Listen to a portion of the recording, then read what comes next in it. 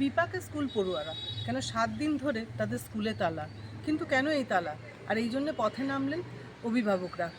কিন্তু পূর্ব রেল সূত্রে জানানো হচ্ছে যে বেদখল করে যারা এখানে বসেছিলেন তাদেরকে উচ্ছেদ করা হচ্ছে, কারণ ব্যান্ডেল স্টেশন ঢেলে সাজানো হবে এবং পুরোটা আইনগতভাবেই করা হচ্ছে, এমনটাই কিন্তু খবর পূর্ব রেল সূত্রে। হুগলি থেকে সুনন্দা।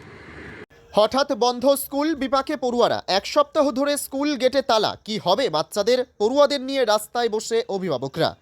ব্যান্ডেল রেল স্টেশনের পাশে শরৎচন্দ্র বহুমুখী শিশু নিকেতন নামে এই বেসরকারি স্কুল গত 4 দশকেরও বেশি সময় ধরে চলছিল।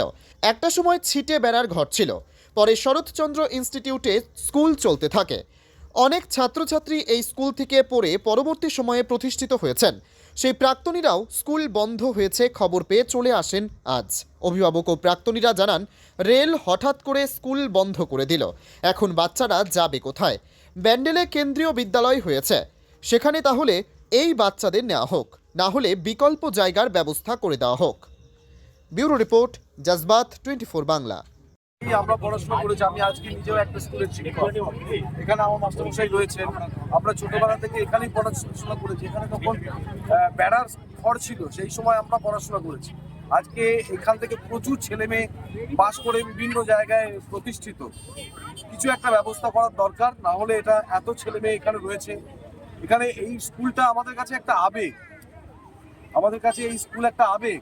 এই স্কুলে বহু ছেলে মেয়ে পড়াশোনা করছে, সুতরাং এটা কোনোভাবে বন্ধ যাতে না হয় তার জন্য আমাদের সকলকে চেষ্টা করতে হবে। আমরা আছি, এটার তীব্র প্রতিবাদ জানাচ্ছি, যেই বা যারাই থাকুক এটার জন্য আমরা প্রতিবাদ জানাচ্ছি। মানে আমি একজন প্রাক্তন ছাত্র হিসেবে এই স্কুলের ঐতিহ্যকে বজায় রাখার পক্ষে রয়েছি এবং এই সিদ্ধান্ত যারা নিয়েছেন তাদের তীব্র নিন্দা জানাচ্ছি। একটা স্কুলের এভাবে বন্ধ করে দেওয়া এবং তার বিকল্প ব্যবস্থা না করে, কোনো সমস্যা থাকতে পারে, কোনো প্রশাসনিক ব্যবস্থা বা কোনো কিছু সমস্যা থাকতেই পারে, কিন্তু তার জন্য বিকল্প ব্যবস্থা করার দরকার।